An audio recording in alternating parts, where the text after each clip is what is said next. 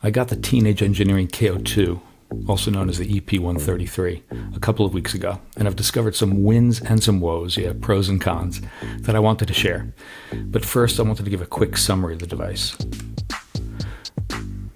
The EP-133 K.O.II from Teenage Engineering has become one of the most talked about electronic music devices in the first few weeks of its launch, for better or for worse. Let's start with the for worse part to get that out of the way. Lots of people have reported dead-on-arrival devices, fader issues, speaker issues, software issues, less than perfect packaging, which led to some broken devices, and just loads of negativity on quality control generally. My device, luckily, was fine. K.O.II is a $300 sampler sequencer, which is a next-gen pocket operator device, inspired from its older but way tinier sibling, the P-033, which we can now, I guess, call the K.O.I. This K.O.II is pretty sweet. It earns the K.O. sequel naming by being simple, sample-based, fun, and great sounding. Not from its internal speaker, but when using headphones or the stereo out to some real speakers. It's got similarities to the K.O.I, but in a form factor that's actually a bit more approachable since it's not this tiny cryptic synth nerd calculator looking thing. It's, well, more like a larger, somewhat cryptic synth nerd calculator looking thing. There have been loads of videos on this device, from Cuckoo to Liam to Bo Beats to Loopbop. I guess he didn't do one. Did Loopbop do one? No. Well, everyone else has. So I'm just going to share my pros and cons, my personal wins and woes that I've discovered while mostly having so much fun with this device. So let's start with the wins. For me, the first win is power. Power comes from both batteries, 4 AAA batteries, or the USB. It's really nice to have both options. For me, the second win is the USB connection. The simple computer connection allows frictionless firmware updates and sample management using a web-based tool provided by Teenage Engineering. Some people don't love the fact that it's web-based, but I love it. I have a history of launching web products, so I have an unjustified confidence, perhaps, in persistent access to that web-based product. Local software can be painful as far as I'm concerned, because then you have to keep that updated itself before you can even update your device. One more app to worry about? No thanks. So I have plenty of apps. I'll stick with the web-based. My third win is loads of onboard installed sounds. As a sample-based machine, this really helps to get going right out of the box. There are a few hundred onboard quality sounds here. And all types: drum kits, synths, pads. My fourth win is AutoSave. This is truly a pleasure. No save, no load. Just turn it on and you have direct access to all of your projects. Now, there are only 9 projects, each on the numbered pads, and each only has 4 sound groups within, sort of like tracks, but the trade-off to no save and load is frankly worth it to me. I don't need hundreds of projects that I'll never go back to. I'll offload the ones I like to Ableton or something. The fifth win for me is punch-in effects. Like the OPZ and pocket operators, it's easy and fun to modulate a track on the fly. It's a great performance feature. You just hold down the FX button and then hit the pads. Or hold them down, and they're velocity sensitive here. You can even hold multiple.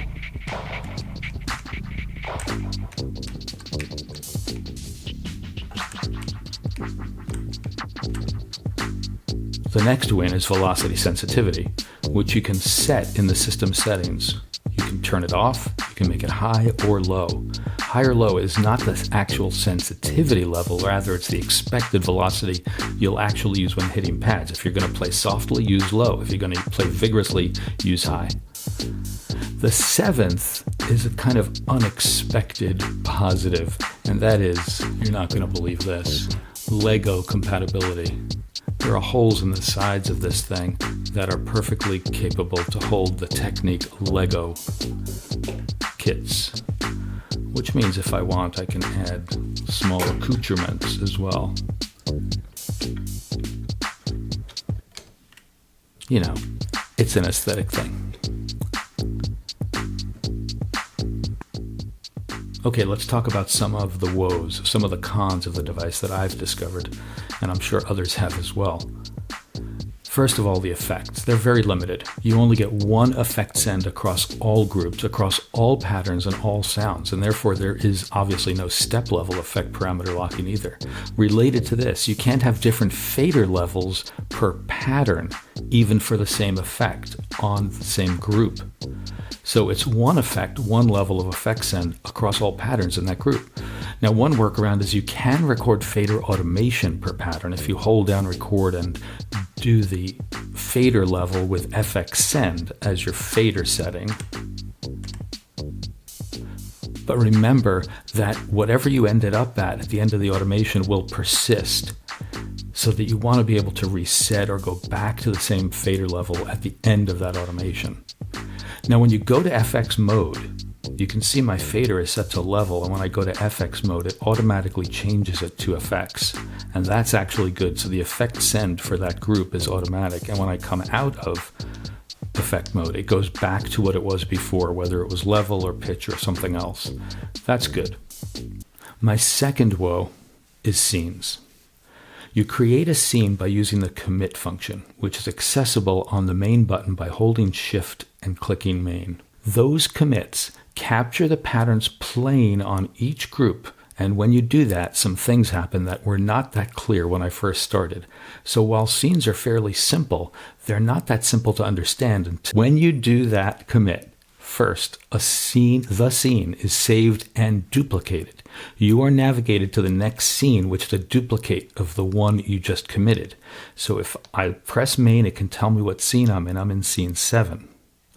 Now I can try to move up in scene and it won't let me because there's only 7 scenes. But if I hit commit, so let me play, and I'll hit commit, you see it changes to 8. Now I have scene 8, and that's where I am. It navigated me to scene 8, and all of my patterns are the same as they were in scene 7. Now what's confusing is new patterns were created. I'm now on the next pattern number in each of the groups. So it created a new scene that duplicated the prior scene, and it created new patterns in each group that duplicated the patterns I was on in the prior scene. This is a bit confusing and disorienting at first. Now, you can change the pattern for any group in a scene after the fact, and it sticks. That's good, but it's also bad. It's good because you can adjust it after the fact, but because it's really easy to make mistakes and change a pattern in a scene, it's kind of bad because you might not have intended to do that. So if I'm playing right now and I'm in scene 8, and I actually wanted to play around to make, let's just say this B, I wanted to move it back just to hear what my other bass line sounded like. I just actually changed scene 8 to be using that pattern. I might not have intended that. And now I don't know where I was. What was I using before in scene 8? Which pattern of B group was I using? You are always on a scene. So when you change patterns in any group, you are basically changing the pattern which will play for that group for that current scene. There is no playground or scene 0. I found myself using scene 1 often as the playground, but then I would forget to go back to scene 1. The next part of scenes that really drove me crazy at first was that scenes don't capture anything else except for what pattern is playing on the group. It doesn't capture fader settings, which means you can't simply mute a track and capture that as a scene. You need to put a group on an empty pattern to capture a scene without that group playing. So for me, that's how I do mutes. I think mutes with the fader have their own problems, so I actually use empty patterns. So let's say in this scene, I'm in scene 8, I wanted the bass to be silent. Let's say I wanted the drums to be silent. I want to do a drop here. I look at what pattern I'm on in A, which is my drums, and I move to an empty pattern. Now, in scene 8, I'm using pattern 10 on group A, which is empty. That indicator tells me it's empty. And then when I'm ready to jump out to come off the drop here, I just go to a pattern that is not empty.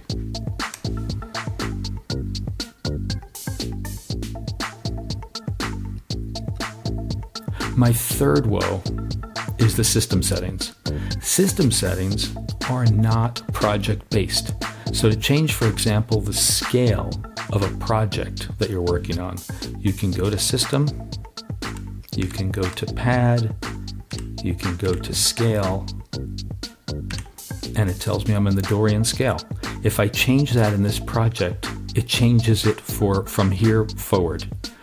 So if I go into another project that used to have Dorian set, it would actually bring me into the new scale that I was on. So I could go to minor and it would actually set me into minor mode from that point forward. So it's not project based. I think that's bad. My fourth woe is that there's no group mute. And this is what I was saying before about using an empty pattern for mute. I like that workaround.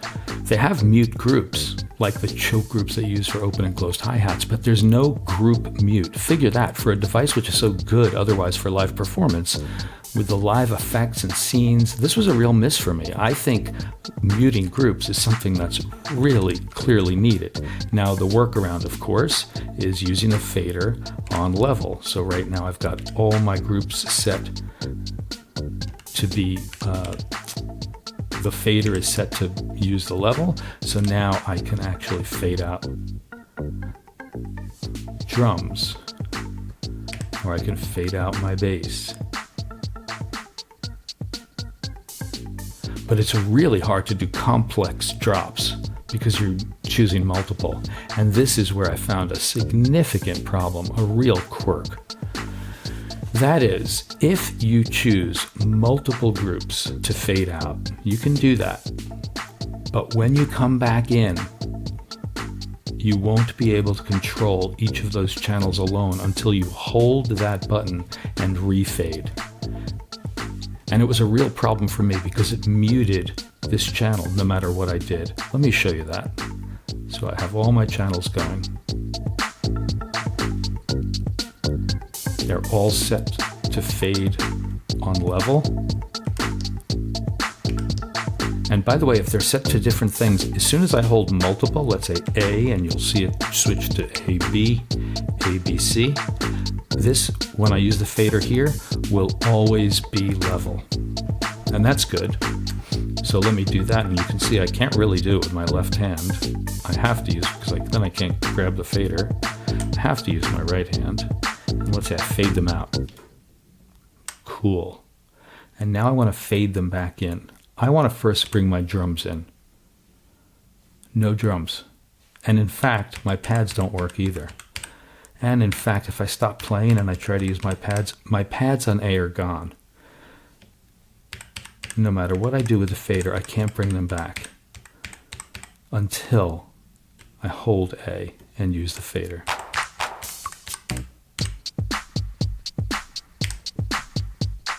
My bass is gone until I hold B and use the fader. But I don't typically have to hold the group to use the fader. So this is a real quirk. It's a bug as far as I'm concerned.